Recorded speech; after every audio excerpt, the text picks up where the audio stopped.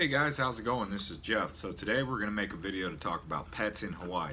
Whether you're moving here or you're visiting here and you want to bring a pet, there's things that you need to know. I've made a previous video about your, the blood flavin, and I think that's the first thing we need to talk about, even though it's in a previous video. So there's a quarantine process that takes, I want to say 120 days. Anyways, it's on a website. You just type in quarantine in Hawaii for pets into Google and you will get the information of the steps that you need to follow. That will require a blood flavin and up-to-date rabies shots. So we live on an island. They don't want to bring in invasive species, but also they don't want to bring in disease that does not already exist on this island, so it's quarantined. So if you're also trying to move here and you're having problems finding housing for your pets, the things that you need to know about that. So landlords, they reserve the right to reject pets in their properties for a lot of reasons. If you put yourself in their shoes, you can see, some irresponsible pet owners might have let their pets soil the carpets, stink up the house.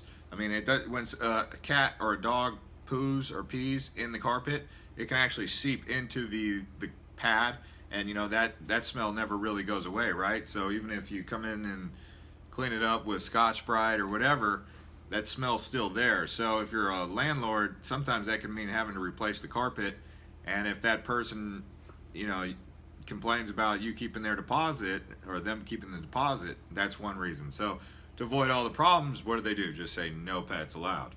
If there are some ways to get around that, if you are a responsible pet owner, understanding their pet policy and what they say about it, can be a good thing.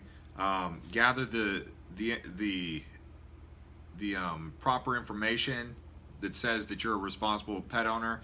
Maybe get a letter from your last landlord saying that their experience with you was a good one, a positive one, no complaints, that you upheld the end of the agreement, stuff like that. So basically, promote your pet, promote yourself, let them know you're responsible. That's a big thing. Understanding why the landlord doesn't allow pets. So let's just say you find a really nice house that you want, and they say no pets allowed, and then you say to them, well, why? Why not?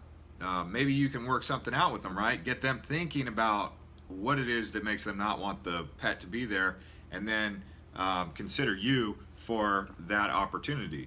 So another thing to consider about pets, if you're trying to bring pets here to, like, as a visitor, look up the laws for your animals in public, right? Service dogs obviously have special rules, but if they're not service dogs, what are the rules for that? What are the rules for the airport? Stuff like that. Let's see. Also, certain reptiles not allowed on the island, like snakes, they're not allowed. So the more you understand about the rules and why they're in place, the more effective you can become at dialing in your request. So if you're looking to also move to a certain area, get in touch with the Humane Society, because they might be able to help you find housing. So just kind of reach out to the Hawaiian Humane Society. Their website is hawaiianhumane.org. Pets Our Family is the URL.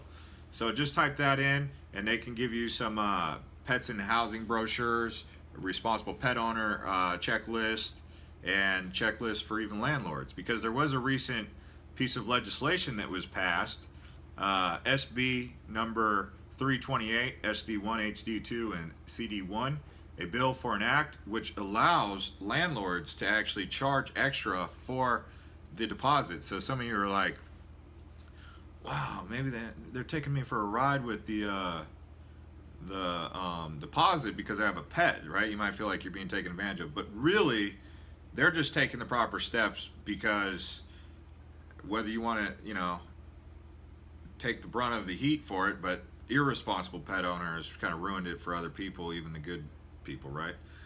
Here it says, the landlord may require as a condition of the rental agreement a security deposit to be paid by the tenant for the items in subsection A and no others in the amount not to exceed a sum equal in 1 month's rent, plus an amount agreed upon by the landlord and tenant to compensate the landlord for any damages caused by any pet.